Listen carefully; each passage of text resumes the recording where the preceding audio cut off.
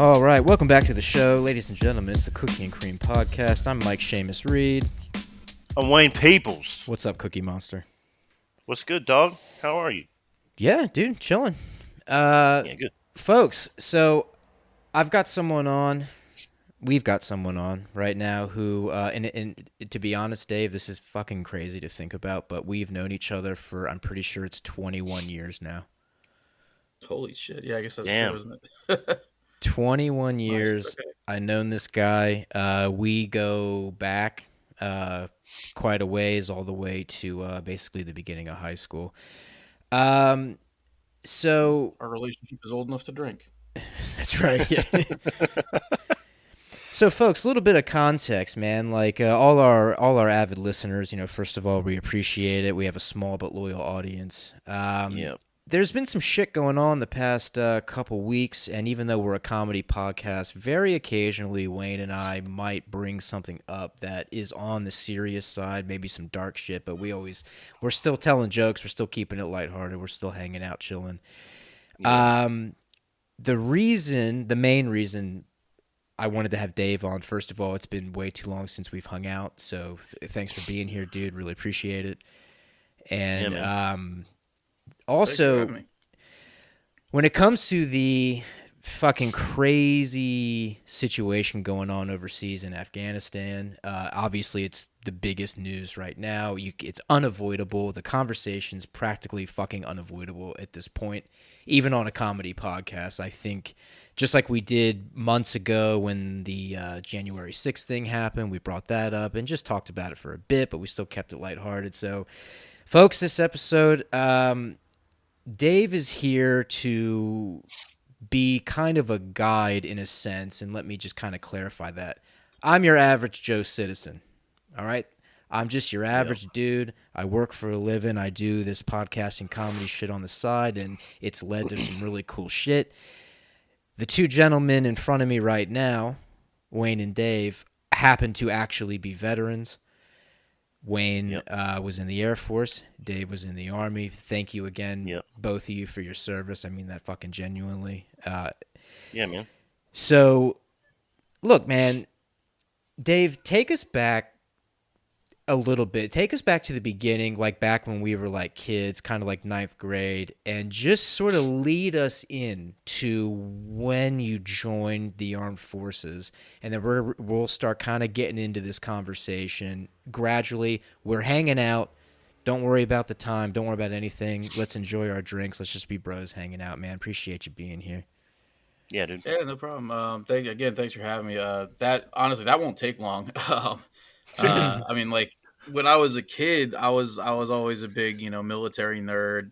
I always wanted to fly or to, like invade Normandy on D-Day or something. There's a million different things I wanted to do in the military. I always thought that was so cool.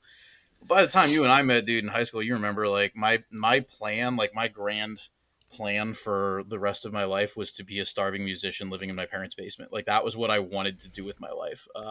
I'd pretty much, kind of fucked myself into a corner and given up on everything but that. And I was doing a great job of it. I remember then, your multicolored fucking parrot mohawk.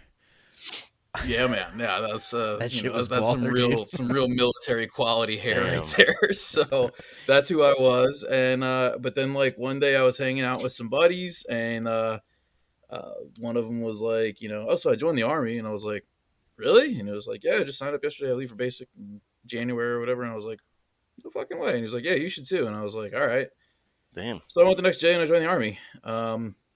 The next day. And that's literally the story of how I joined, and I ended up being in for 15 years. Was it like refer a friend and you rank up instantly? No, I mean, dude, I think he might have gotten ranked for it. Yeah, he might have. Well, you're a general now. Yeah, exactly. No, he came in at a higher rank than me. I think it might have been from college credits or something. I forget because I didn't have any of those. But yeah, no, I came in as we called it E Fuzzy. Actually, no, we didn't call it E Fuzzy back then because we still had the old BDUs. So back then it was just an E1. Oh, the sleeve private BDUs, or whatever. man. Yeah. So you from the BDU days, just like me. I'm from the BDU days. Before Yeah, they yeah, before they swapped it up, man, we got that OG uniform happening. That's dope. yeah. Exactly. Old school. Yeah, But yeah, man. I mean that was it. Like I went in. Looking back on it, I kind of went in with the wrong attitude because my recruiter was like, he was like, so what do you want to do? Like, what do you what job do you want? And I was like, I have no idea. And he was like, well, what do you want to get out of your experience in the army? And I was like, I want to shoot a grenade launcher, like the big one, like the fully Fuck yeah. automatic belt fed grenade launcher. And he's like, all right, be an MP. And I was like, what? I was Yeah. like, MPs use those? He was like, yeah, they use them all the time, man. I was like, all right, whatever. So I was like, it didn't make a lot of sense to me, but sure, I'll join. Turns out it is actually an MP weapon. MPs absolutely use them. Yeah, dude. But We trained with me that as well. personally, yeah, I was in for 10 years. I shot a Mark 19 twice. Shit, So bro.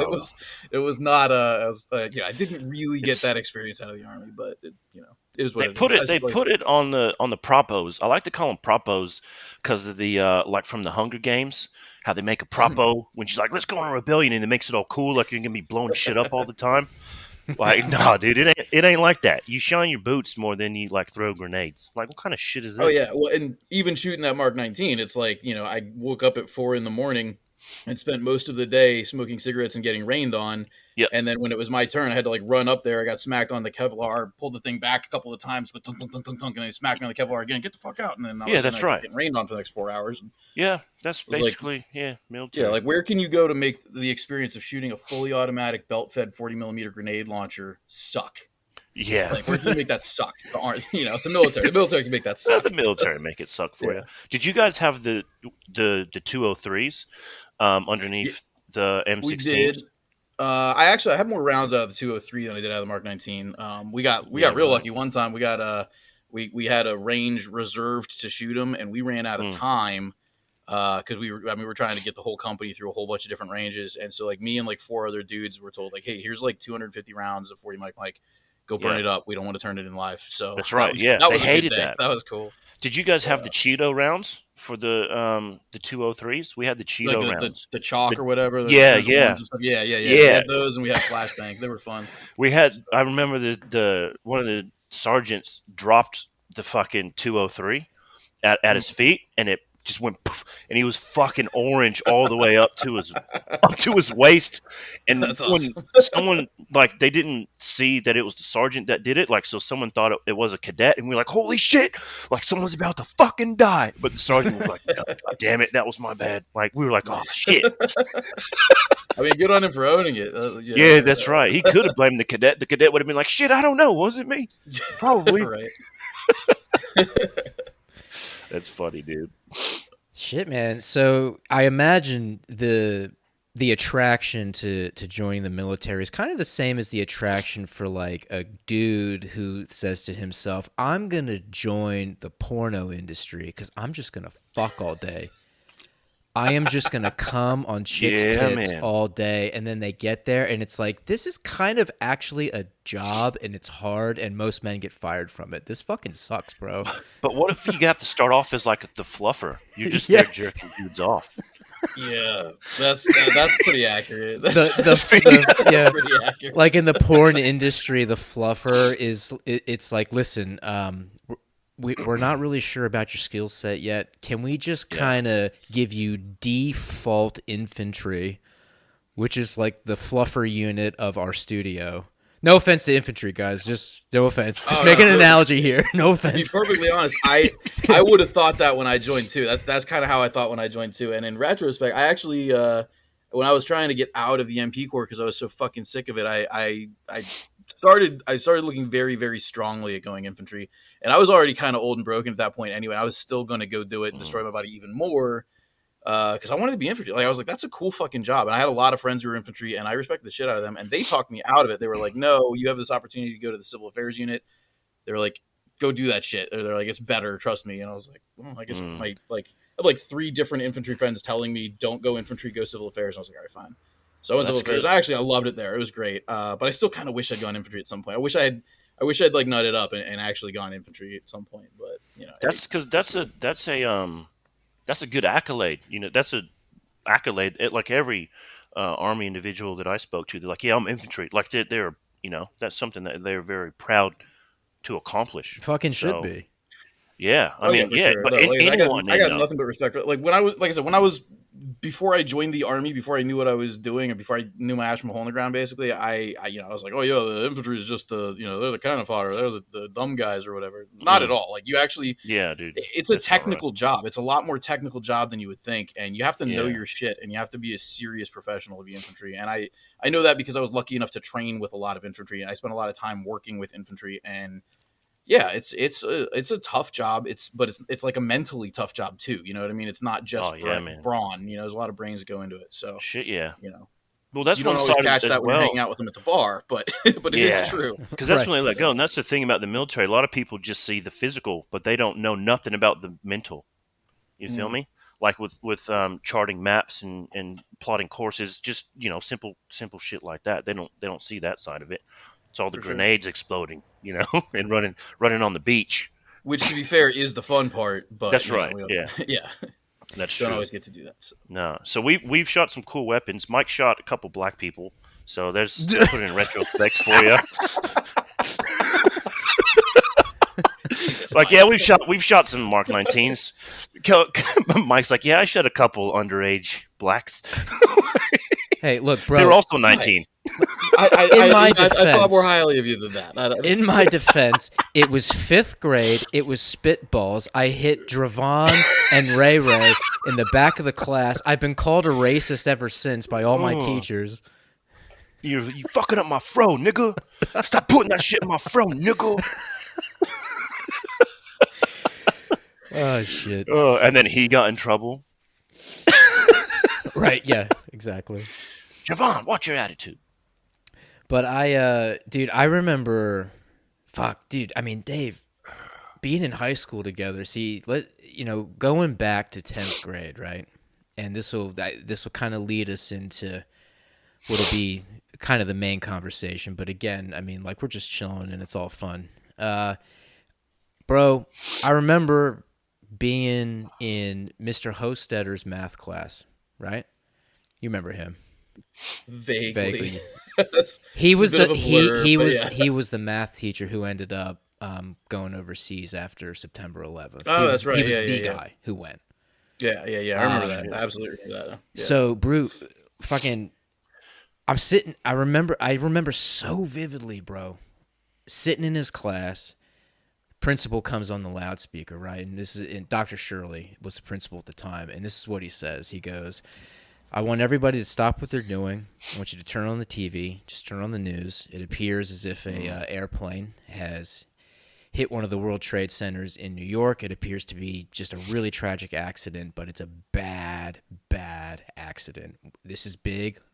Watch Yeah. the news." So we turn the TV on. We're hanging out.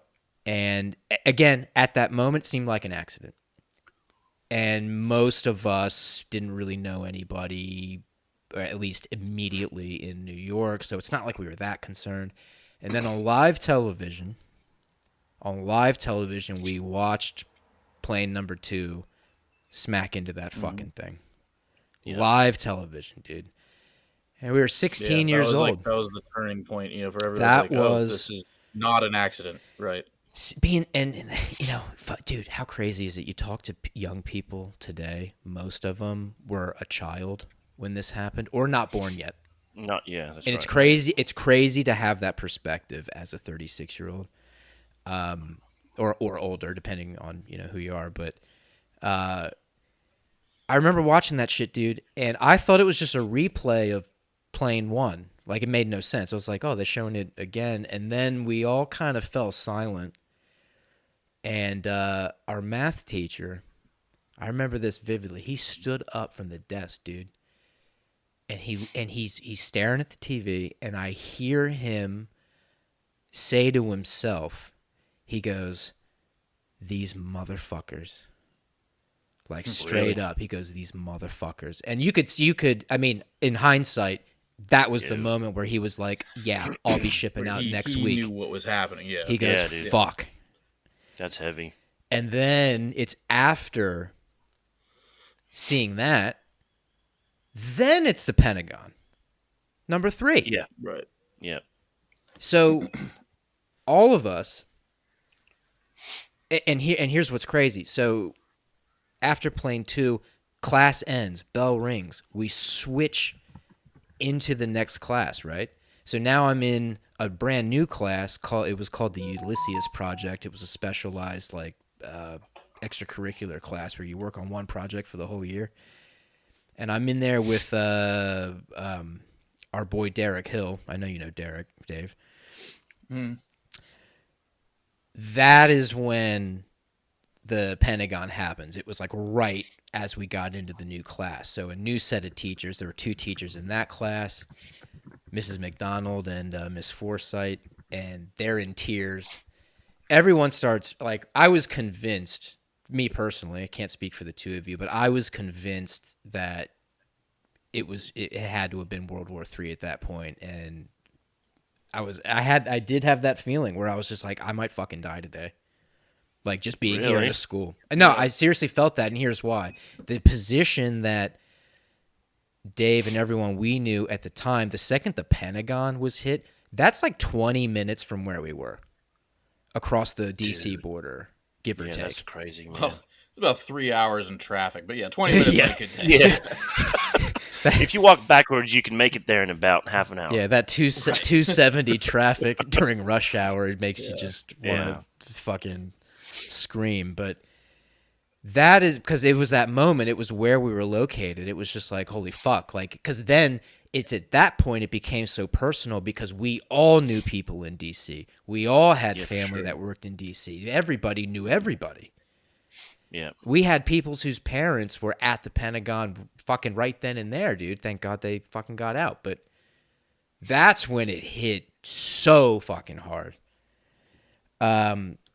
Obviously, fast forward, all of that leads into Iraq and Afghanistan and all that shit. So Dave, when you ended up joining up and going overseas, maybe just paint a little bit of a picture for us, because obviously at that point, we're talking post 9/11, the whole world changed in a fucking blink of an eye.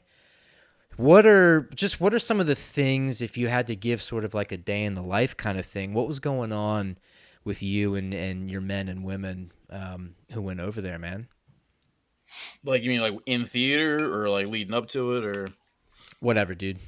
I mean, whatever you're comfortable about, talking about, man. Yeah, in theater, I mean, there's a lot of, jerking off in porta potties. Right. Sounds about right. Yeah, I mean,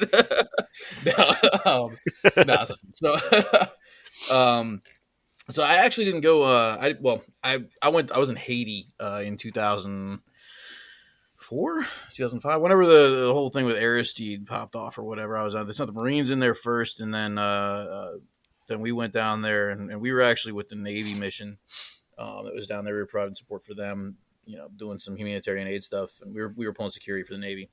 That was a cool mission, but that was totally unrelated. That was their own internal struggle, and we happened to be down there. And I had missed the boat. My unit was in Iraq when I was in basic training. So I got out of basic training, and they were all sort of trickling back a couple of months later, and I'd missed that one. And then my card didn't get pulled basically to go on tour till 2008. I went over in 2008 to Iraq, and I think by that point I'd been in long enough that I kind of like unfucked myself a little bit. I had a pretty solid idea of, what the Army was like, what the world was like, that sort of thing. So a lot of the dumbass ideas I had in my head were, had been kicked out of there. But the realization set in, did it? Yeah. Yeah. But I never really thought that we should have gone to Iraq. I always thought that was kind of a mistake. And I'd say a fair number of soldiers I met felt the same way. Certainly wasn't everybody, but I knew a fair number of soldiers sort of felt the same way. Dave Chappelle called it for what it was, man. He's like, we have to get oil. Well, and I said this too, and this is a more recent thing, but honestly, like the whole war for oil thing was a bit of a red herring in Afghanistan as much as in Iraq. Mm-hmm. If we were there for oil, we wouldn't be paying fucking $4 a gallon for gas right now. You know what I mean? Yeah, well, yeah, true. That's a great point. That's because they fucking took it off the top. They took the top. No, but give it back to the people. There's a much more valuable resource than oil. So I mean, Iraq obviously they had oil. In Afghanistan, when I was there in 2013, we had, where we could see from where I was at Bagram, we could see the Chinese mining operation up in those mountains, where the mountains are chock full of lithium and copper and a ton of other precious metals and stuff. And part of us always kind of wondered if we were there primarily just to keep an eye on them, make sure they didn't get some sort of exclusive contract with the Afghan government or whatever. But ultimately, when it comes down to it, there's a far more valuable resource in both of those countries than oil or lithium or anything else like that. And that's war. War is an extraordinarily valuable resource. It is. When you have a military industrial complex like ours, you know what I mean? Yeah. And I think there was, even as early as 2008, I think there was a little bit of an understanding of that amongst the rank and file. A lot of dumb enlisted guys like me could still kind of see through that to a point. But the whole opinion of it for the majority of us, for the vast majority of all soldiers and Marines and airmen and sailors I ever met, all service members I ever met, is it doesn't really matter, whether or not we can justify the war. What matters is that, the men and women who are over there putting their lives on the line, they might not be fighting for our freedom at the moment, but they have fought for our freedom in the past, and they will fight for our freedom again. And if they're over there getting fucked up, it's the least I can do to go put another rifle down range to see if there's something I can do to bring them back alive. True that, man. The whole, everybody always says, it's about the guy next to you. It's about, your brothers and sisters in arms, whatever. And that's, it sounds like on the one hand, you got to think, well, if we can't justify it, should they be there in the first place? But the answer to that is vote better. Doesn't really matter whether you're in the army or not. Doesn't matter if you're in the military or not. Just vote better if you want to fix that problem. But in the meantime, at least I can do something tangible. And so that's kind of how I felt. And that's how a lot of people I met felt. And don't get me wrong. There's a lot of fucking, there's a fair number of true believers early on, and there's still a handful of them out there. Yeah. Even as jaded as they are today. But I'm sorry, none of that was really about the day in the life, was it? Day in the life was varied greatly depending on what we were doing. But I think that was at least the the preliminary thought behind it. Well, how accurate is the book and the subsequent film afterward? How accurate is Jarhead, where it's really about soldiers trying to find something to fucking do? Oh, the film is trash. The book is excellent. Okay, yeah. The film sucks, but the book is excellent. The book's again, that was before my time. That was the first Gulf War. But there's enough similar about it. And again, those were Marines. That was a Scout Sniper Regiment. They're do they call them Regiment? Scout Sniper Battalion. Maybe I don't know what the Marines call them, but the Scout Sniper Unit. So their job was a lot cooler than mine. But yeah, that's absolutely a lot of the things that are said in that. It's like that's exactly the way it is for pretty much any military unit. Yeah. Well, I can imagine, if you go through so much training, and you are, just to put it bluntly, you are trained to kill as efficiently and as quickly as possible, and then suddenly, depending on where you are, even though you're technically in a, call it a hot zone or orange zone or whatever zone, months could go by where that training is not utilized, and I feel like maybe guys start getting itchy, little jump. Oh yeah, absolutely. That's why Jake Gyllenhaal, his character was so pissed off when he didn't get to take the shot. That's what stands out for me in the movie, man, when he didn't get to take the shot to kill that target. Because he's like, fuck, wanted the murder. It's not because he wanted to kill. It's because he wanted to do his job. That's right. He wanted to utilize what he was taught. And he's like, well, what's the fucking point if you cunts are just going to come in here and drop napalm? You know what I mean? Sure. That was like, for normal people, imagine like waiting in line, fucking, let's make it Black Friday for the 55-inch TV. You've been doing all this research or whatever. You get to the front of the line, and then they're closed. They can't serve you. You're like, what's the fucking point of any of it? Do you know what I mean? That might be a shit analogy to a recon sniper, but still. Yeah, that's exactly like being a recon sniper. Yeah. I'm imagining two. There's absolutely. I'm imagining two snipers, and they have their what's the suit called where you have like the ghillie suit. I'm imagining two ghillie suited fucking snipers next to each other, and they've got enemies in their sights, and one looks at the other, and he's like, you know what? This kind of reminds me of Black Friday 2004. No, no. Yo, I remember being outside of Walmart. So here's a real no shit story. This actually happened in Afghanistan. A really good buddy of mine. We're gonna call him. We're gonna just call him Scott. But we were we drink a lot of energy drinks in the military. You probably hear a lot about Rippets. I'm in the minority here in thinking that Rippets actually are kind of gross. Wait, sorry. I see vast average majority- Joe citizen here. Sorry, putting my hand up. I don't know what a Rippet is. It's an energy drink that you don't get as a civilian because it's fucking gross. But military guys pretend it's good, and it's not. But So it's like potent I know shit? a million military guys who love it. It's potent. Yeah, it fucking works. But I was a pogue, which means I was not an infantry grunt. Like I could, I lived on a base where we had it was a shit PX, but we had a real PX. It was your commissary, like a little place where you could go and get food. It was, or like, you could get I'm trying to throw out all these army terms, pogey bait. No, you could get snacks and magazines and stuff like that. It was basically two like truck trailers put together, so it wasn't big, but it was a hell of a lot nicer than they have out on like a cop or something, or out like when they're really roughing it. So I was a pogue. I got to benefit from that. And so as a result, I got to get like Monster every now and then. I got a Monster energy drink. Oh shit! And I like the blue ones, and Scott liked the blue ones. And we didn't always have them, right? Like, I mean, it was about probably one out every 3 times we went in there. It was just dry. There just wasn't any. So whenever we went in there, if there was a case of them, we'd buy a fucking case and hump it back and split the cost or whatever. And so we go in. It happens to be September 11th of 2013. And we go into this PX, and we're looking around, and like the only people in there are like me and Scott and one of my other buddies that I deployed with. Taking my computer with me real quick and go have a smoke. Yeah, you're all good, man.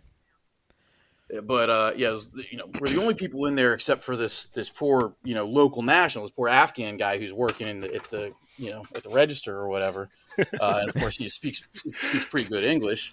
And we go in there and we look around and there's no monsters whatsoever, like anywhere in the place. And so Scott very loudly and boisterously goes, "What? No blue monster? This is the worst September 11th ever."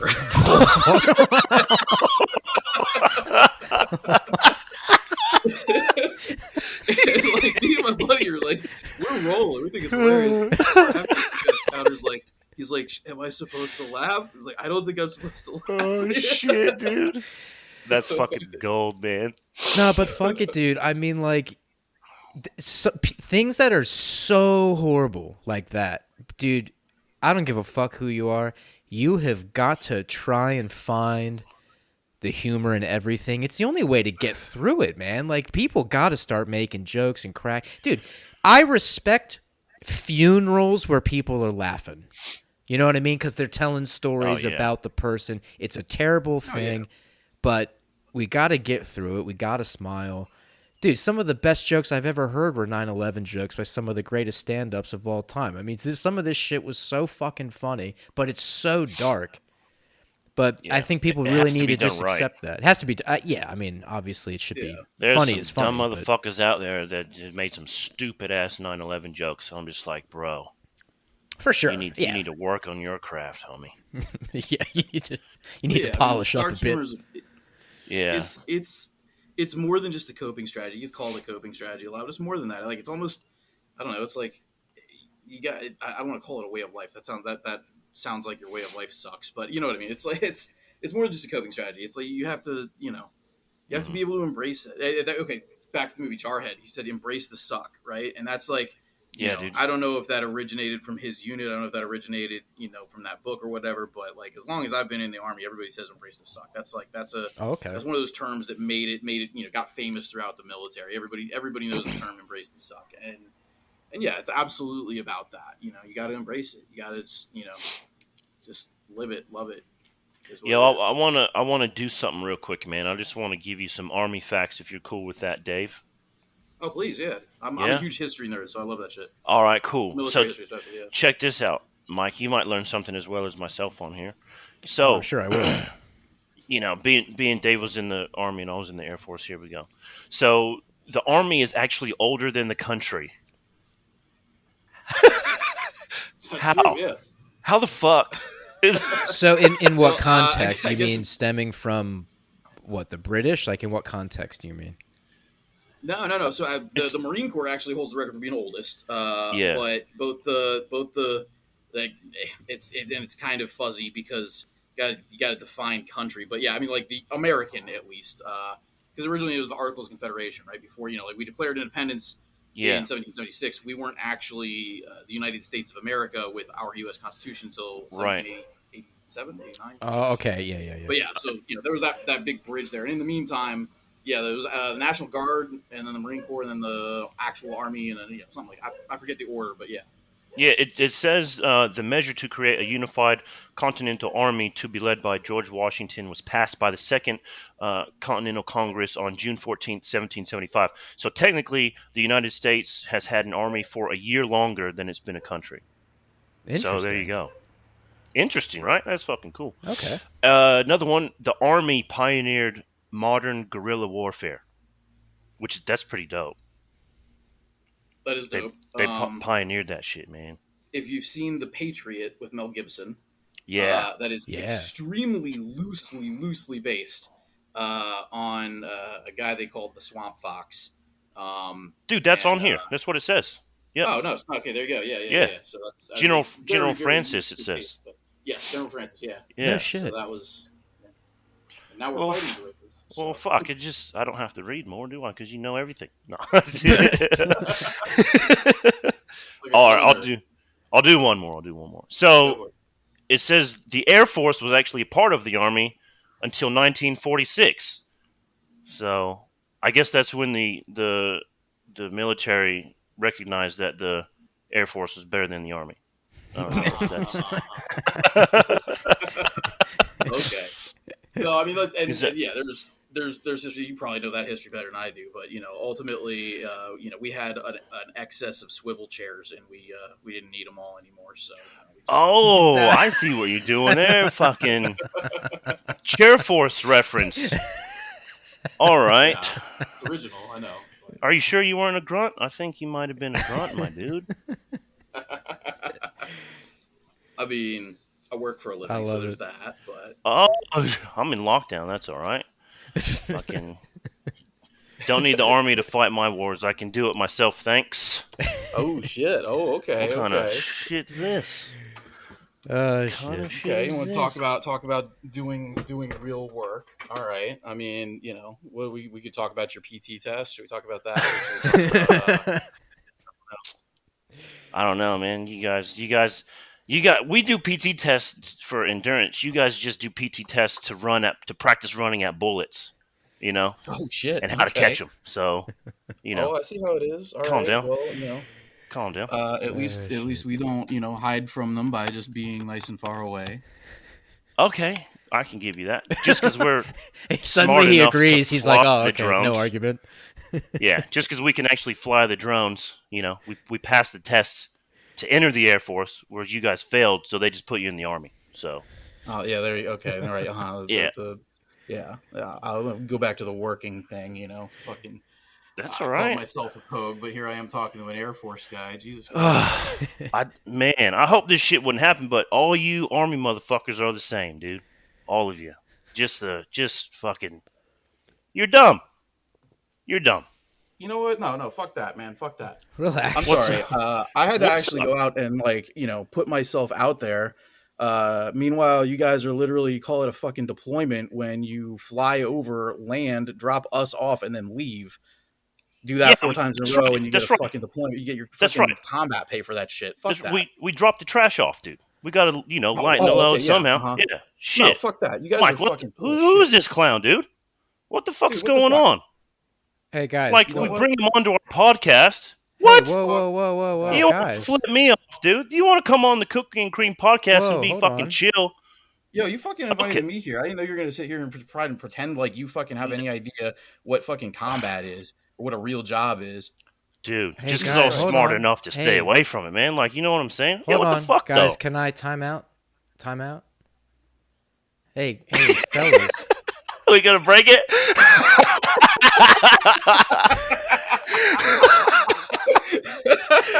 You motherfuckers. You know what? Continental high five. That worked. Yeah, he called me earlier, and we talked about that. He was like, "Look, I want to do this." Motherfuckers. You know what? The Oscar goes to the two of you. Oh, dude, that's fucking hilarious. Dude, I'm not even kidding. I'm Your sitting here. You were smiling. Your smile kept getting like weaker and weaker. Yeah, I saw it drain out of his face. Yo, I was like, Oh, wait man. a fucking second. I was like, what is happening right now? It just switched, homie. I should clarify this. Like, mad respect to the Air Force for real. The Air Force did split off from the Army, but I mean they have a good reason to. And ultimately, like, we talk shit on all the other branches. We talk shit on all the other branches all the time. It always happens. But yeah, like, I mean, as an Army guy, when you hear a couple of Air Force A-10s fly over and you hear that brap everybody talks about, and they're up there looking out for you, that's an amazing fucking feeling. Powerful. Knowing that that we've got the world's most powerful Air Force having our back is a good fucking feeling. So you guys do a lot of work from chairs, but the Air Force, you guys fucking rock. So a lot of it is from chairs. God damn! I need to regain my composure. Let me sip my beer real quick. Mike was man. Bro. Are you sitting on one of those little kid toilets? Because you almost shit your pants, dude. So dude, yeah, I catch on. Let me tell you something. What? I catch on to shit real quick. It's hard to get me. You know me. Yeah. You both know me. It's hard to get me. You fucking dude. I was sitting here, my asshole puckered so tight. I was like, "Is this happening? Like, are these guys about to have a military fucking feud right here on the podcast? Like a shouting match?" Oh man, that was awesome. amazing, dude. That was. I was like, I hope I don't run out of material, but yeah. But you kept at first when I dropped your cue, I was like, oh, he's laughing at it. Fuck, he didn't say anything back. And then you said a little thing, and then it built up. I'm like, okay, good, he remembered. I didn't want to come right out the gate with the hardcore shit and look like some kind of fucking douchebag. You would have caught on to that. You would have caught on to that. But yeah. That shit's so hilarious because the way that just got played off in the beginning was Dave gives the little giggle like, oh yeah, obviously he's joking, and then it escalates like so hard. And I didn't know what to say. I'm sitting here going, sitting in the back like, oh what? Shit. He was just like, no. That was fucking incredible. I called Dave. I tried to call Dave a few times last night to try to tee this up with him to see if he was cool with it. And I spoke to him today. So thank you for being cool with that little bit. Yeah, no, of course. Thanks for thinking. That was fun. I was totally down. Because you and I both know, like, military rivalry is always there, but the respect is always there. But I thought if there's any time to get Mike, this would be the time. Right, because right. Just because of the clash. Because we talk all that shit, but like people who haven't been there, it's hard to tell when you're serious or not. You know what I mean? They don't know. Yeah. And of course, with everything's a joint base now. So all these military bases, you got Air Force and Army working together. Sometimes Air Force, Army, and Navy, Air Force, Army, Marine, whatever. Yeah, that's right. And there's fights at the bar over shit like this, but so like it can get pretty heated. It can get pretty real, but we're always gonna have each other's backs when the time comes. You know what I mean? That's There's exactly no right. question about it. So, like, dude, to be real, they can be punching up in the bar, and then if that fucking siren goes, they just strap the shit up, and they can be in the Humvee next to that motherfucker they just punched out. You know what I'm saying? Yeah, right. Exactly. And that's what that's like for real. That's what it'll be. So, yeah, fuck you, Mike. What were you gonna say? Like, what were you gonna say? Dude, I was about to calm us down. I would have had to have been like, listen, first of all, this needs to stop, and second of all this shit I gotta edit out, god damn it. Dude, I was so worried that you were gonna like stop the recording. I'm so glad you didn't. No, it would have been all for naught. Yeah. No, because here's how. You're like, we don't cut anything. We don't cut anything. I was gonna say, okay, we don't. We'll fucking see. But I'll tell you what, depending on if it was real, depending on the resolution, if it had happened, I would have kept it in anyway. Or if I had to have cut it, I would have saved the clip for later, and it would have been a cookie and cream clip of the moment the moment Wayne and Guest fucking go at it. Heated argument. It never happened. It never happened. Watch so it. Thanks, Dave. You're a cool dude, man. Yeah, no, thank you. I appreciate it. That's no, like I said, I told Wayne earlier when he called me, I was like, Seamus has pulled enough over on us. I think it's his turn. Yeah, so there you go, Mike. There you go. I love it. That was great. I hope the listeners got a kick out of that too. I wonder if their assholes started to pucker too. I tell you what, I know some of them. I don't want to listen to this, dude. Some of them are gonna listen back to this. I just know it. They're just that moment. They're gonna be like, I cannot believe this is happening on the Cookie and Cream podcast right now. Like this makes no sense. Like what the fuck? They seem so cool, but then Wayne wants to flip his shit. It's like the CNC podcast is always chill. What the fuck just happened? Yeah, nah. There you go. That's how fucking chill we are, right there, man. That's Do great, shit man. like that. So listen, let's So look, let's get into this for just a little while because again, like I said in the beginning, this is just no matter who you are, but especially if you're a veteran and especially if you're a person like me who pays any attention to the news and to politics, even though I'm an average Joe citizen. Look, man, like I've been really trying to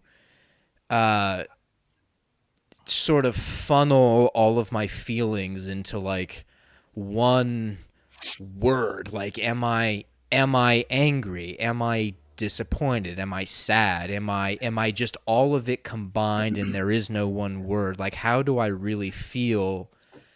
Is this about the situation in Afghanistan? Right, or is this right now. Yeah. So that's specific. Okay. So I'll just give, all right, as an average Joe, I'll give my take real quick. Just from and I'm just doing the best I can with the information that is out there, but it seems to me, and obviously this has been going on, 20 years, but I'm talking very specifically about the last week and a half. It seems to me that this, if you even want to call it an operation, it just seems to me as a bystander that there was no contingency plan, that there was just nothing of substance inside this operation. This is just, from what it seems like, this is just like, okay, fuck it, we're out. And then just chaos erupts predictably, by the way. I don't it's not like I'm shocked by it. What I'm shocked by is the complete and utter just the abruptness of everything. And then this attack on the airport, I guess 2 days ago now, that ended up killing, from what we know, 13 to 14 U.S. soldiers and hundreds of Afghan civilians. Suicide bomb, correct? Is that I think two. That's what I heard. I think two at the bombs. airport? Anyway, guys, I just shake my head.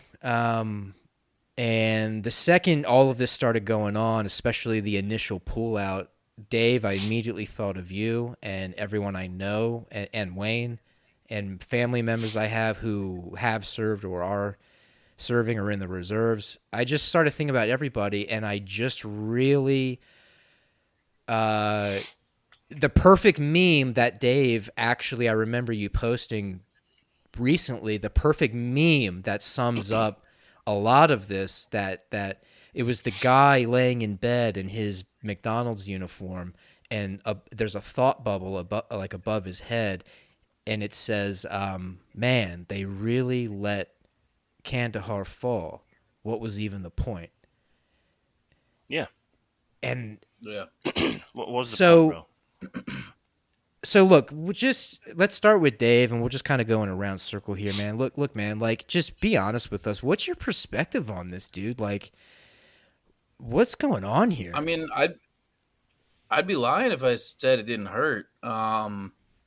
It hurts, and I got a group chat going with a bunch of my buddies from Afghanistan, and we talk about it, a lot. And I was hanging out with a buddy of mine a little while ago, and he got out of the Army years ago. He never went to Afghanistan, but he did 2 tours as an infantryman in Iraq, and he was telling me, because the same thing happened, in Iraq basically, and it wasn't quite as abrupt as this, but the same thing happened. And he asked how I was holding up. He's like, He's like, that shit sucks, man. Like, how are you holding up? And we've been checking on each other because that kind of thing can be tough to deal with. But ultimately, and it's hard to say whether this makes it better or worse. I almost think it kind of makes it worse.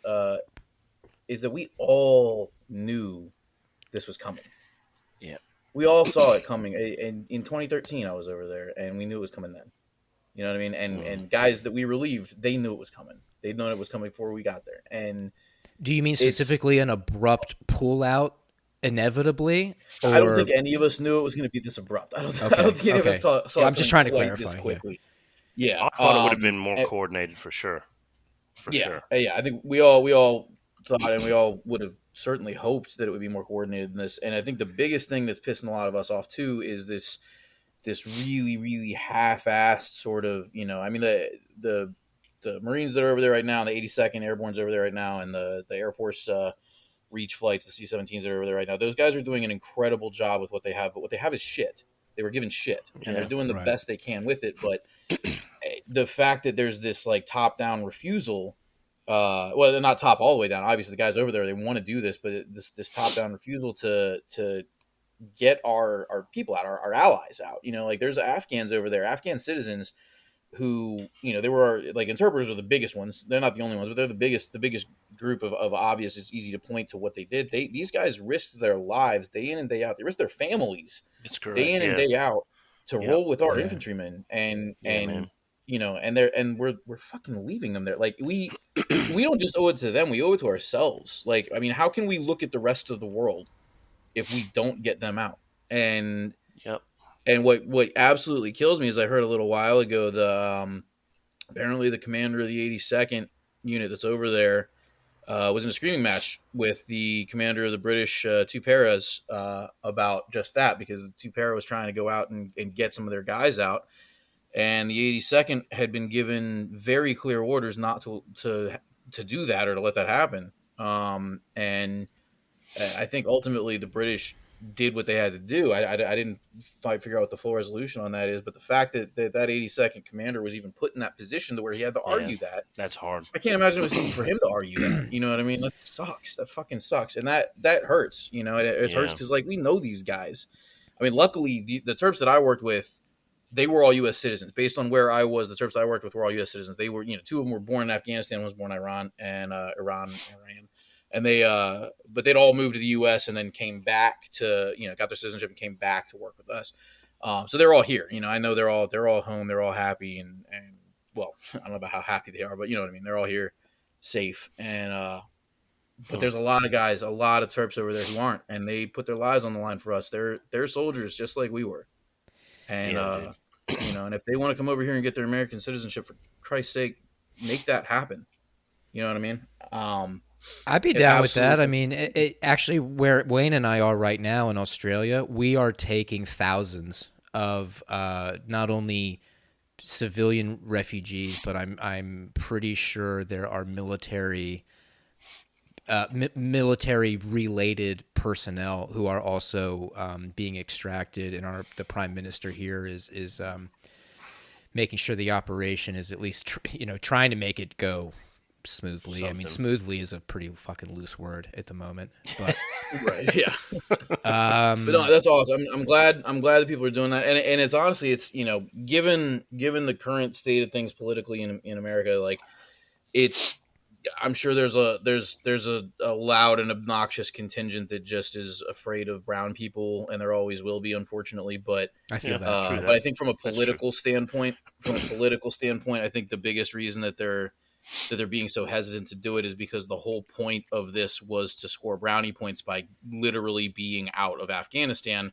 And it's been several weeks now since we said we were out, and we're still trying to evacuate people. And the more people we try to evacuate, the longer we have to draw that out and don't get to score those political brownie points. Yeah. Although at this point, I would hope that they see it's a fucking mistake and they're not getting any brownie points at all anymore. We might as well do it right. But the pullout, to be perfectly honest, there was a point a long time ago, 2003, maybe 2004. There was a point where we could have done this right. Not the pullout, but I mean, like Afghanistan. We could have done Afghanistan right. Well, so in your mind, if I can ask you specifically, in your mind, with the mission in Afghanistan, when would the word right be used? Like, what accomplishment should have happened to where you would say, yep, we did that as right as we could? To have a fairly stable and self-sufficient ally in the Middle East that was actually a more or less autonomous government, and that wasn't just a puppet state that was going to immediately crumble and turn into a power vacuum like it is right now. Boy, and I just got to say, that didn't take That's- fucking long. No, Dude, Wow. how long it was? Bro, what, an hour the or two? Taliban took over fully within like 4 fucking days. Dude, Meanwhile, Biden's making a speech during the before the takeover, talking some shit like, "Oh, come on, man! It'll take decades for these assholes to take over. They're nothing." And 4 days, see you right the later. fuck away. That's the hallmark of somebody who has told everyone he ever asked to lie to him about how well things are going over there. Yeah. And I'm not talking specifically about Biden, but anybody higher than about the rank of 06, really. I mean, that's not really fair. I mean, there's a good handful of generals and shit who saw this shit coming too. I mean, General Petraeus has been, or former retired General Petraeus has been pretty outspoken about how fucked up this is too. But the reality is there's a lot of people on the political side of things, senators, congressmen, ambassadors who have routinely come over to Afghanistan, and basically their whole point in being there was to show how safe it was and how much progress we'd made by. that's true. Hey, look, it's so safe we can have the ambassador here. It's so safe we can have senator or representative so and so here. Mm-hmm. And It's all a show, so man. toward It's that all a end, show. yeah, they Fucking can't show. be told the truth, or else the whole point of them being there. There's I'm Yeah, almost that's going correct. for word from a documentary I watched recently, but it's it's not like I'm just stealing this idea. It's because we saw it. We actually saw it happen. I mean, Chuck Hagel was at my compound when I was there. You know what I mean? Wow. I imagine he probably didn't want to hear that things were going poorly, so nobody told him. And Of that's course just not. like right. I mean, that's how it goes. And I mean, that's one of the reasons why all the best officers never make it past like 03 or 04. But because Christ, they man. will tell. Yeah, things that's like true. that. That's But exactly fucking right. So we were there for what, 20 years? Around 20 years, right? Yeah. So all of this shit over a 20-year span. So put it into perspective. Someone that wasn't born yet when it first kicked off, turns 18, decides to join the military, goes over there for 2 years, right? So this is someone's life we're talking about. Over span of someone's life for this whole thing that's been going on. And then you're telling me after 20 years, all it took was 4 days for everything to be undone? In a How simplistic shit is sense, that? yeah. In a If you, simplistic and it's sense. very simple. I'm a simple guy. So you have 20 years, say, to build the most immaculate building or house or whatever the fuck you can build, right? And then you say, okay, give it 4 days, and then it just all sinks back into. You're like, what the fuck's the point, man? And that's, to be honest with you, I'll tell this to both of you. I'm proud of my military service. I fucking always will be. But that's why I got out, because I'm tired of fighting for someone else's agenda. It's all for naught, dude. It's all for naught. I'm living my life the way I want. it's So, funny you say that. That's a big part of. I can't say that's the only reason I got, but that's a big part of why I got out too. and that's the truth. Like, dude, I'm tired of fighting for all these hidden fucking agendas. And the reason people are being left over there, and I could tell you this because it's another reason I got out. We as military are expendable. Sure. So the sooner people realize that, the better they will be. So when the saying "embrace the suck," you have to embrace the fact that the government doesn't give two fucks about you whether you fight for them or not. Like, dude, I realized that towards the end of my enlistment, and they're like, "You re-enlisted?" Fuck no, dude. No thanks. I'm proud of what I did. I'll always be proud of it. I would do it again, but there's no, like, if it was in the past, I'm not re-enlisting. Fuck that. But like, if I had to do it all over again, I still would have done what I had done. So Dave, I was a cop as well in the Air Force, but I was a Phoenix Raven. So I flew on. That's a fun job. I have some Oh, buddies who dude, did that. that's so Yeah. fun, dude. So you know what? I did security for humanitarian diplomatic missions and shit like that. So when I saw the photo of all the Afghan refugees inside of the C-17, I fucking just could have imagined what it would have been like to be a young 18, 19, 20-year-old kid Loadmaster on board on that. that plane. Yeah. Cause dude, that shit, I mean, people wonder why, you know, Air Force veterans and that have trouble transitioning back to normal life. Because when's the last time a normal person had to load up, what was it, 200 something refugees? Oh, it was like 600. It was ridiculous. It was Yeah. a That lot. was like, Hundreds yeah. into an aircraft to get them out of their country. How many people do that shit on the daily? Now, granted, the Air Force and Phoenix Ravens or Loadmasters and that don't do that on the daily, but they were the one that picked up the bill when it needed to be done. Oh, so they're doing it daily right now, They're doing it daily right now. That's right.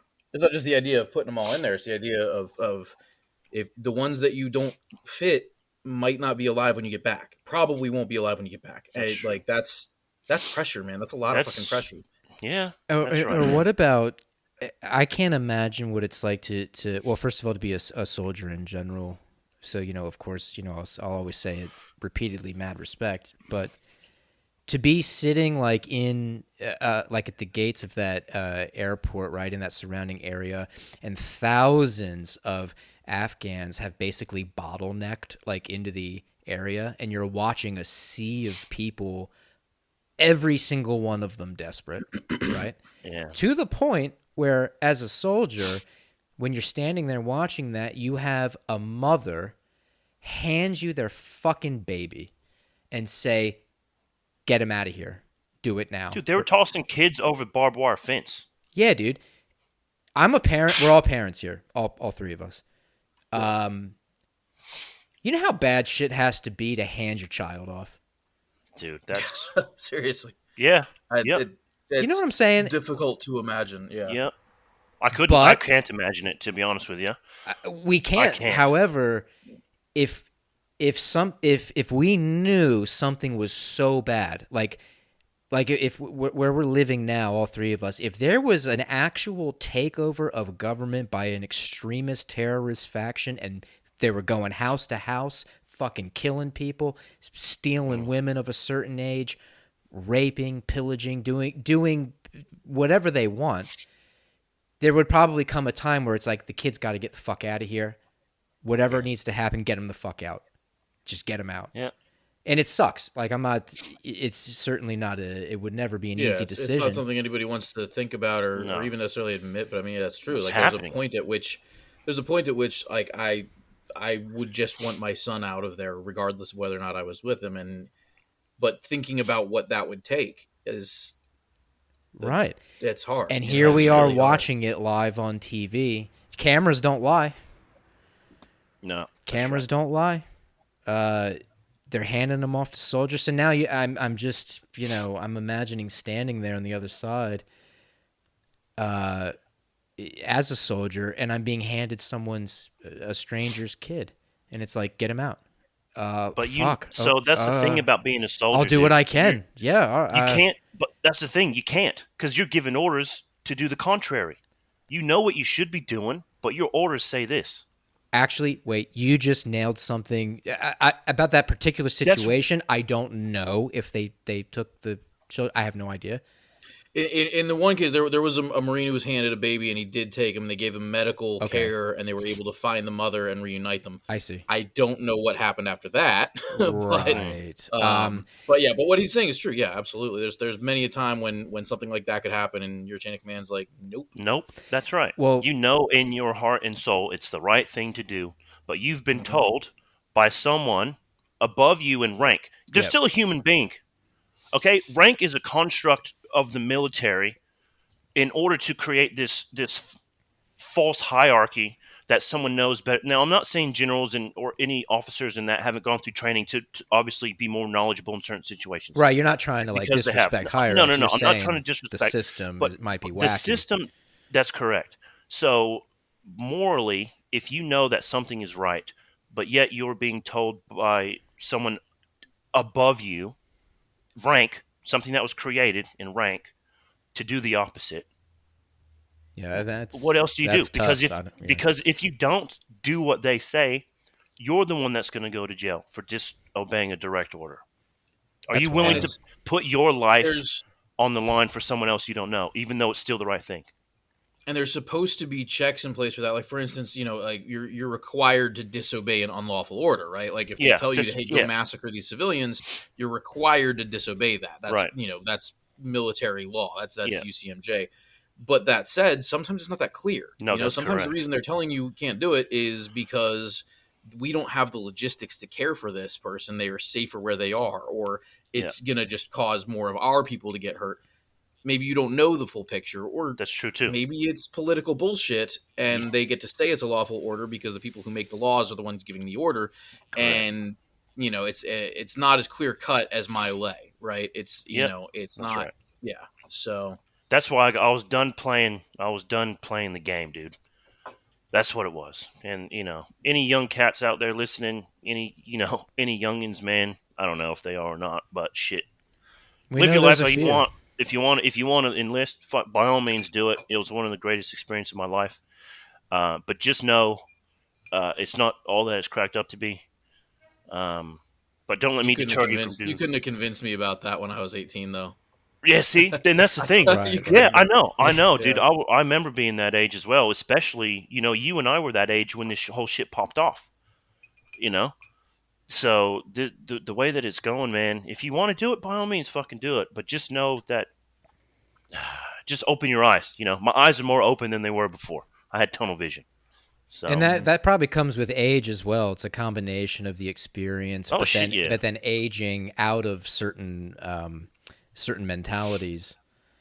yeah. I imagine, I imagine that's part of the change of heart for a lot of military Yes and personnel. no. But I mean, Part like of I said, it's I'm speaking as an average Joe citizen. Like I'm just sort of speculating.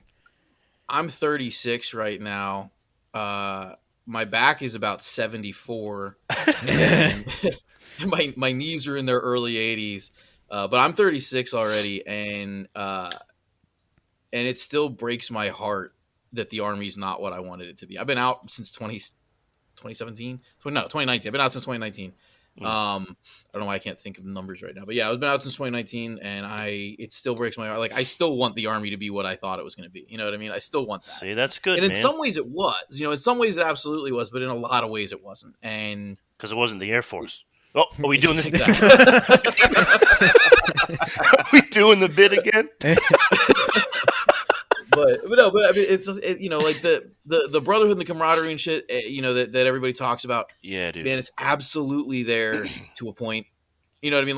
Like the guys that I served with, the like shit E6 and below, yeah, absolutely 150% Yeah, is exactly that kind of brotherhood that I always was led to believe. And then at E7 and up, it starts being like a coin toss. You know what I mean? yeah, Like, and the higher up you get, once things start getting political, it's less and less of a coin toss and more of a these guys will probably fuck you if their careers are on the line. And I yeah. had somebody tell me when I first made E5, when I first made sergeant, I was young. I made sergeant at 20. Shit. And I didn't know what Wow. the fuck to do. You know what I mean? Like I was scared. Like I was like, I really don't want to fuck this up. So like I was talking to this guy who was an E7. He was an infantryman, and he was a good friend of mine. And I really respected him. And we worked outside of the Army. We're civilian world. And he I told him, I was like, look, I was like, I'm pinning my E5 this weekend. I was like, and I'm scared. You know what I mean? Like I don't want to fuck this up. Like what do I do? Yeah, man. And he gave me the best piece of advice I ever got. And I lived the rest of my fucking Army career by this. And I probably made a lot of enemies in the process, but I know damn well that my guys respected me as a result. He said, if you're not getting kicked out of the CP at least once a week, you're not doing your job. Yep. And so I did. I got kicked out. I got kicked out a lot. I had a lot of senior ranking people tell me, "Get the fuck out of here." You know what I mean? Like, and it was, it was that idea of taking care of my guys was something that I, it just seemed like natural. Like, of course, that's what you're supposed to do. This is the military. Yeah. This is the army. You're supposed to take care of your brothers and sisters, right? Yep. But there's a lot of times when, later on you find out, no, you're supposed to make sure that the major's OER is good. You're supposed to make sure that so-and-so gets, promoted or leaves with their rank, that this higher ranking person. And, and that's not to say, because I worked with some phenomenal officers. I worked with some, I met a couple of sergeants major a couple of first sergeants who were absolutely incredible people that I would be absolutely honored to serve with again. Yeah. And I would never say a bad word about some of these guys. You know what I mean? I met a 2-star general once. I didn't get to know him all that well, but that guy was a fucking badass. You know what I mean? Like, this dude was cool as shit. Like, the handful of times that I sat in on a battle update brief with him, like, I was like, I like this guy. He's fucking cool. And he was way the hell up there in the ranks. You know what I mean? Yeah, dude, 2-star. So it's not every higher ranking dude. That's correct. Yeah. But there's enough of them. There's enough of them that are just fucking career minded, and it's the systemic thing. It's the way that the system has been sort of designed and revamped over the last 50, 60, 70 years. It's just been slowly working towards this point where it almost sets a lot of officers up to where they're not only do they have to be career minded, but it's even gotten to the point where some of them don't realize why that's a problem. And and then, you get, like fucking Christ in the reserves, even worse, like a reservist E7s who are fucking, 40, 50 years old and haven't passed a PT test since 1996. Yeah, that's bullshit. But they think they're God. They think they're hot shit. And, oh, yeah. They think right now, hey, any reservist listening out there can't pass a PT test, you ain't shit. You ain't shit. You ain't doing shit for nobody. I don't give a fuck, nigga. Yeah. I'll be at the gate and I will tell you, turn the fuck around. You ain't coming on the base, okay? Seriously though, man. Like they talk about hot shit like they're doing something. Man, they ain't doing nothing, dude. Like, so it's a lot about mentality, and that's the mentality of the individual to think like that.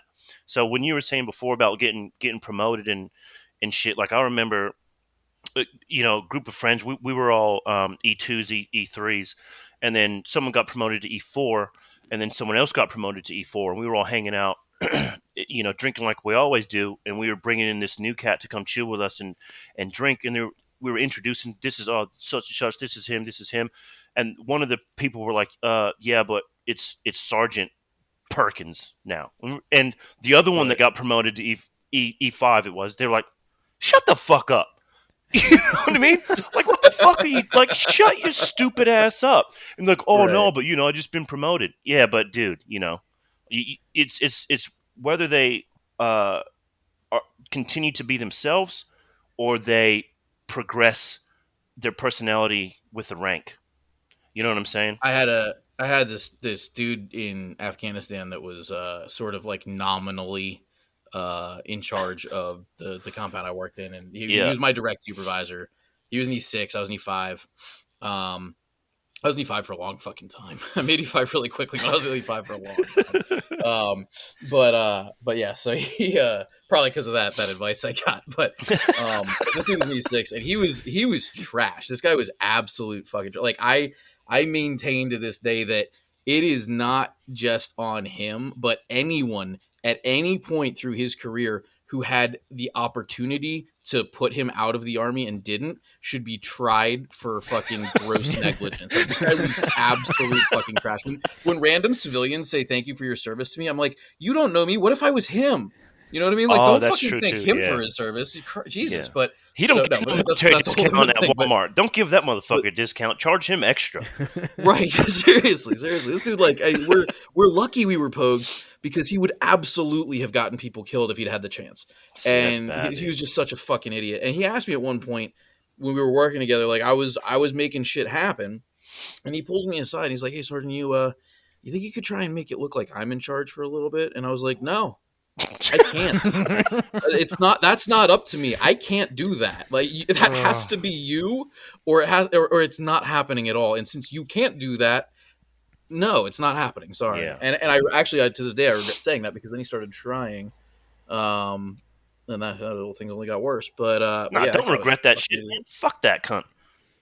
Yeah, no, we went when we got back. We had this like the family readiness group that did like a family. Everybody's in like civilian clothes, and we're all meeting up together or whatever. And he showed up with his wife, and I'm there with like a bunch of the guys we deploy with, and he was like, "Oh, hey there, Sergeant." I was like, "Holy shit, you're still alive!" And Dude, like all my guys were laughing. that would have been real. Like, fuck that guy. Dude. I had zero. Like I was never that dude. Like a lot of guys are all proud of like, oh, I punched a staff sergeant. Like I was never that dude. I was old school. I respected the rank, not the person. If I had to, you know what I mean. Like See, I was. there you go. I came in when we were at BDUs, right? I had the black dude. boots. I had to shine them. Like way back in the day. Yeah. But this guy was the exception. Fuck that guy forever. Like See, there were a there you lot go. of people I didn't respect that I still stood at attention or parade rest and called him sir or sergeant. Yeah, see, and He was not one of them. That's just that's fair enough, dude. I feel you on that. Meanwhile, Mike's out there shooting blacks. Mike, what the fuck, man? Mike, put the straw down. That's not okay. Put the straw down. Let me we'll start wrapping this thing up. We're an hour and 10 minutes in. Let me put this thought out there, because this hit me almost straight away as I started watching this unfold over the last week and a half. Obviously, we mentioned earlier the military-industrial complex, right? So now I'm curious, because like you said, Dave, a major commodity in these regions is war itself, right? So let me just kind of put this out there again I don't know what it's like to be over there, but just from the information I have and that I've acquired over the years, it seems to me, and maybe I'll just put the tinfoil hat on for a second. It seems to me like this is so unbelievably and almost childishly and comically botched, to the point where I feel like it's so intentional and done to create a reason and a catalyst. I see where you're going with this, yeah. It had to have been done, in my mind, to create a catalyst and a reason to just simply fucking stay over there for another 10 goddamn years. Am I crazy? No. If I'm being honest, I think they probably really did expect it to take longer before the Taliban actually owned the country. I really don't think they saw it coming quite that fast.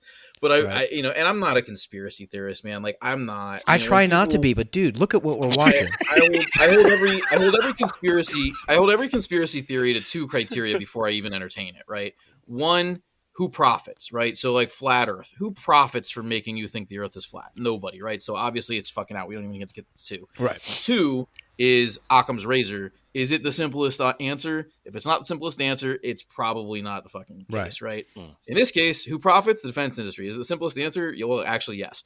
So, I mean, like, I'm not a conspiracy theorist. I'm not that kind of dude. But yeah, you're probably fucking right, honestly. Yeah, because look at any sane person, anyone could have predicted almost to a T the result of something this abrupt, just pulling out like you don't want to have the kid. You know what I mean? Like it's just, it's like real sudden. That doesn't work 20 years after you've had the kid, though. Right? Yeah. Wait a minute, where the fuck are you going? Bye, Felicia. I mean, my God, dude, seriously, like, there is no fucking way the people in charge in every branch, in every department, there's no way they didn't see this type of result coming, and maybe not as quick, but definitely coming. I mean, seriously.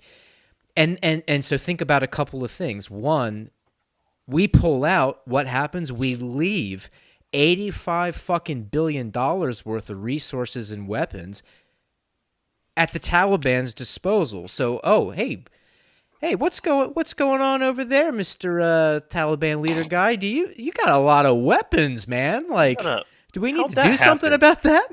Do we need to step in? And not only that, well, I mean, pulling them out of crates from Stark Industries and shit. All right, well, activate Venture Initiative. When George W. Bush tried to say that Iraq had weapons of mass destruction, the entire world came down and was like, "You don't have any proof. You can't. You're making that up." Blah blah blah. So this time, this can be like, we know we gave them the weapons, so we know they've got them.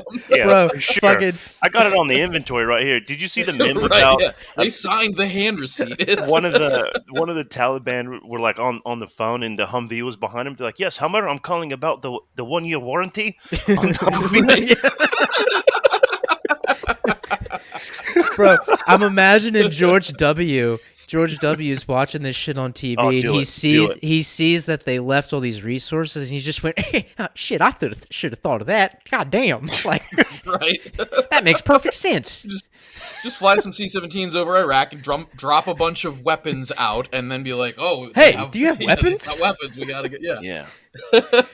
Pretty much, what a clown. Yeah, so not only all of that was left behind, and let's just think about that number, 85 billion. Fuck. That's including Apache helicopters. Yeah, exactly. Including Apache. Let me put this is a cool way to put millions and billions into perspective. Please do. So ask Google or Siri or whatever, how long is a million seconds? And then ask them how long a billion seconds is. A million seconds is like 14 days or some shit like that. A billion is like 167 years. Yeah. Something it's crazy, dude. Yeah, it's because think about the gap and it's 100 million 100 times. Yes, dude. So that's it's fucking crazy. That's so insane, dude. So everyone can relate to time. So it blew my fucking mind, dude. I'm 36 as well, Dave. So like that shit blew my fucking mind, dude. So there you go, people listening. Yeah. Check that shit out. Billion is one of those numbers that our brains aren't really wired to comprehend. You know, what I mean? It's that big, and there's 87 of them in dollars over there. In resources and assets and weapons, all designed to wreak havoc, and it's in the hands of a terrorist organization. It's just like, oh, good, great, this is going really well. Sorry, Timmy, we can't afford your new laptop for your education because billions of equipment that we just left. We'll try to liquidate, but So not only that, but, and, I mean, this is dark, but you have that as a reason and a catalyst, that one fact, and then, fucking predictably, of course, you have a major attack during this operation, and now soldiers and civilians are fucking dead. And then Biden does a speech he mentions the word, I'm pretty sure he even said the word revenge, maybe not revenge, but he said something to... He said we'll hunt them down or something like that. And it's like, okay. Linda Glock, remember the I will destroy ISIS girl or woman? Right. I felt like Biden was channeling her at that moment. I was like... Bro, shit. So you're gonna hunt him down? Go for it, man. I'll let you borrow one of my guns. Linda, go on over. Listen, Linda. Linda. Yeah.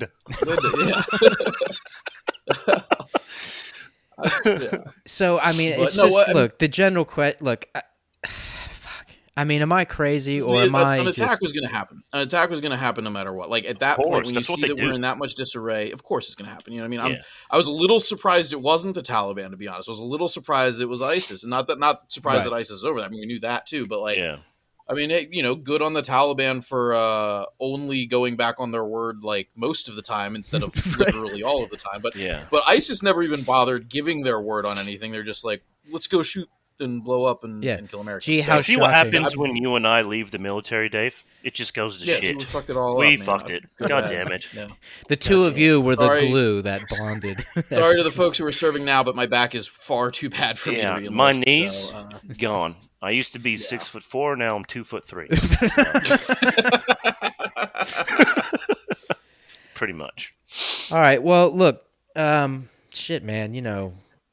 this is obviously an ongoing situation, and there's going to be for a long time. There's going to be a lot of speculation as to some of the motivations behind this, but we're all pretty smart people, and we can kind of see a couple of things playing out. I'm sure.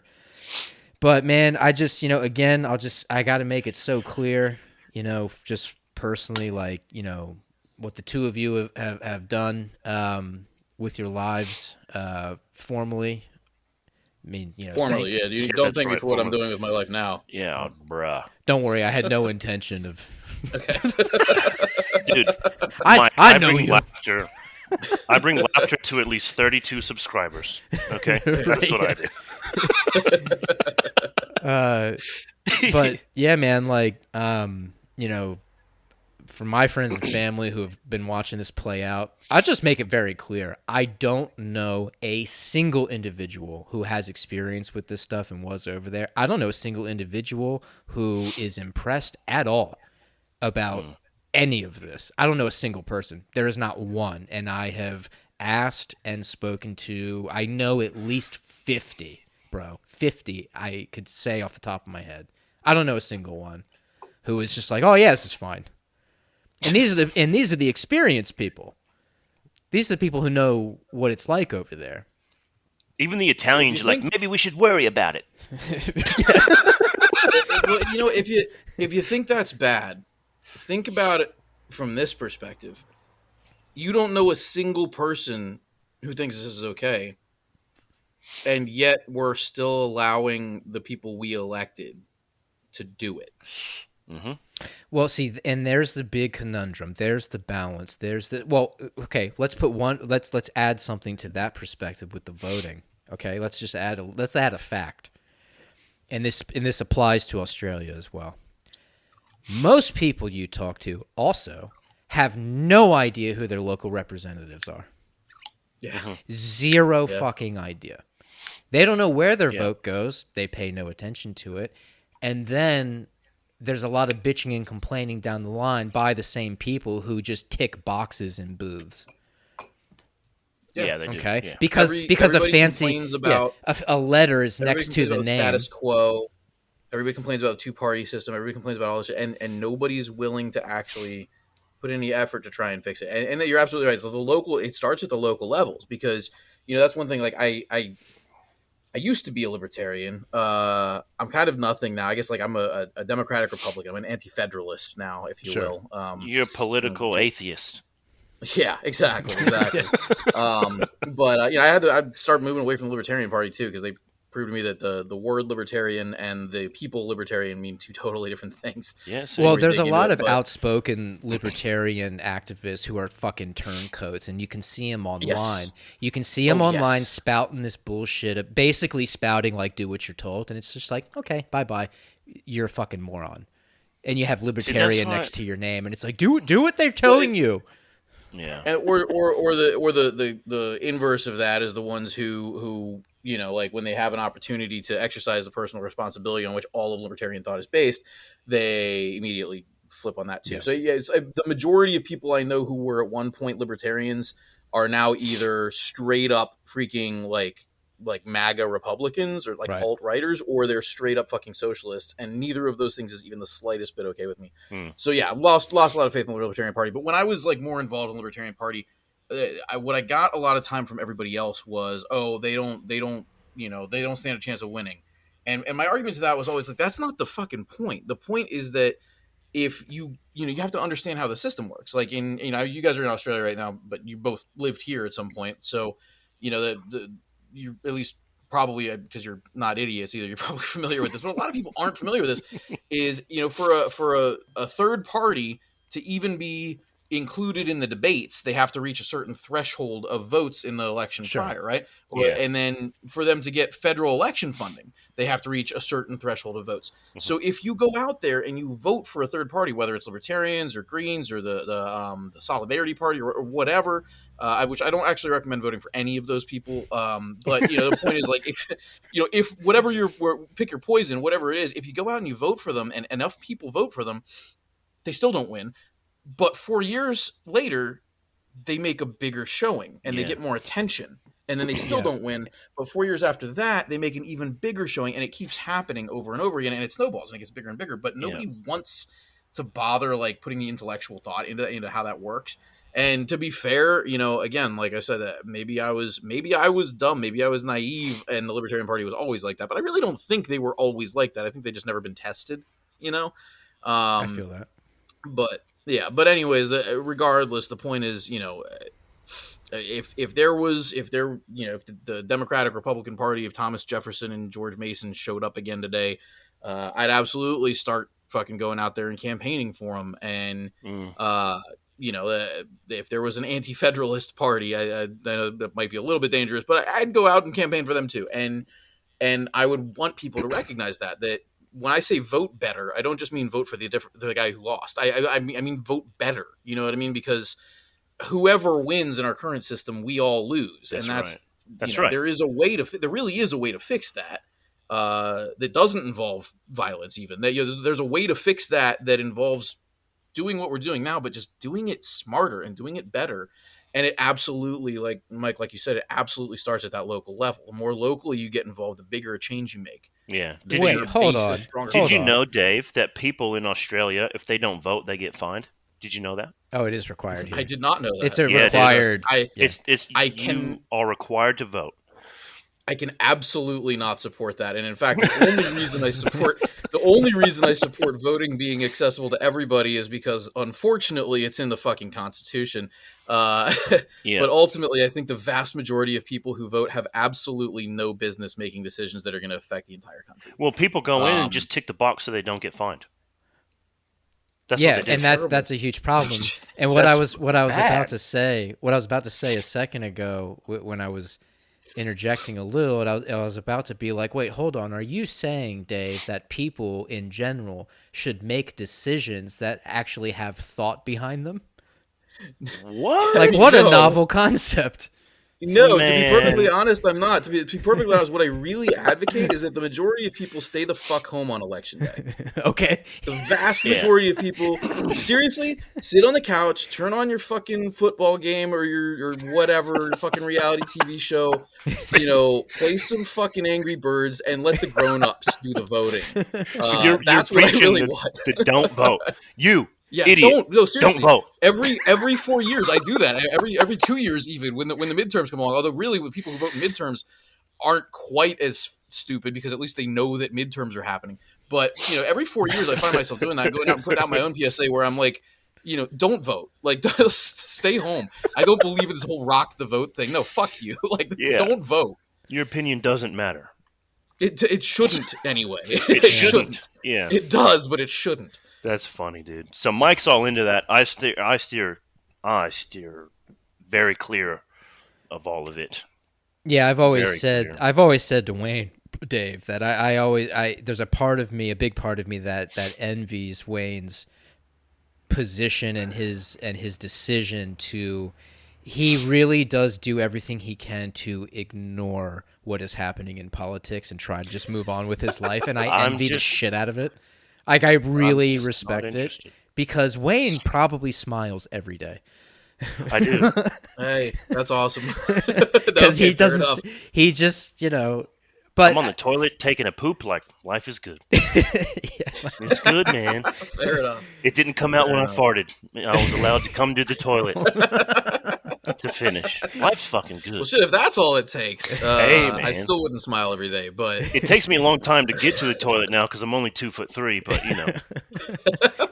Yeah, Wayne's got phone books in front of his toilet. Damn you, Air Force. All right, that's fellas. Right. Well, look, man, we're approaching an hour and a half, man. So what we're gonna do? Yeah, what's up? We're gonna get this thing wrapped up, man. We really appreciate Dave coming on. We know it's late over there. Yeah, man. Honestly, we do. Yeah, dude. So look, mad respect, man, and Dave. The fact that you came on to really sort of, kind of guide us into the conversation like that. But again, you've always had a good sense of humor as long as I've known you. So at least we can just hang out and still have fun, even though some of the subject matter of the current situation is a bit dark. Still having a fucking blast, man, and it's been fantastic seeing you, bro. So thanks so much for coming on, brother. For sure, man. I really appreciate it. It was great seeing you too, and Wayne, it was nice meeting you. Yeah, dude. I definitely Same. appreciate the opportunities. Yeah, I'm glad that I was here for you guys' kind of reunion as well. Like that's always good to see. People with you guys' background linking up again, and just coming together to have a chat and hang out. The internet is an amazing thing, ain't it? It's it is a gift so much from porn. so much. It's wonderful. It's a gift from the technological gods. That is certainly true. So, all right, folks, we appreciate you tuning in again. We appreciate you listening, and Wayne and I will be here again next week. The guest next week is Zane Helberg. He's an amazing comedian. Yeah, Zane, he's coming on. He's an amazing comedian from the States. He's based in L.A. He's a touring comic. He has a really niche audience, actually, and just a little preview. So Zane Helberg, who's funny as fuck. Make sure you tune in next week. He actually has this thing he's doing where he tours and does stand-up for rehab facilities all across the United States. That's awesome. And runs a foundation called Laugh to Live. And he's been sober for about 8 years. So it's a very, very cool thing he's doing. So we're going to have a chat with Zane next week. Yeah. And Zane I've also known I've known Zane for a fucking decade. So this is going to be awesome next week. And, the episode we just did, thanks again, Dave. Appreciate the hell out of it. Yeah, dude. Everybody stay safe out there. Yes. And, we appreciate you. We love you.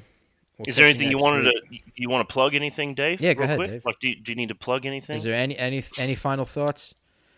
Vote better. I don't know. No, better. Good, man. I appreciate it. Thanks again. It was awesome. I'm glad I got to get on here. I'm glad I got to talk to you guys. This is a lot of fun. Yeah, Beautiful. Bro.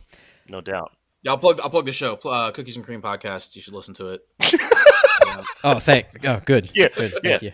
Appreciate it. That was a much better plug than anything we've ever plugged. Let me just make that clear. Yeah. Nice. Okay. Don't plug shit. All right, folks, we're out of here. We'll see you next week. Peace out. Peace out.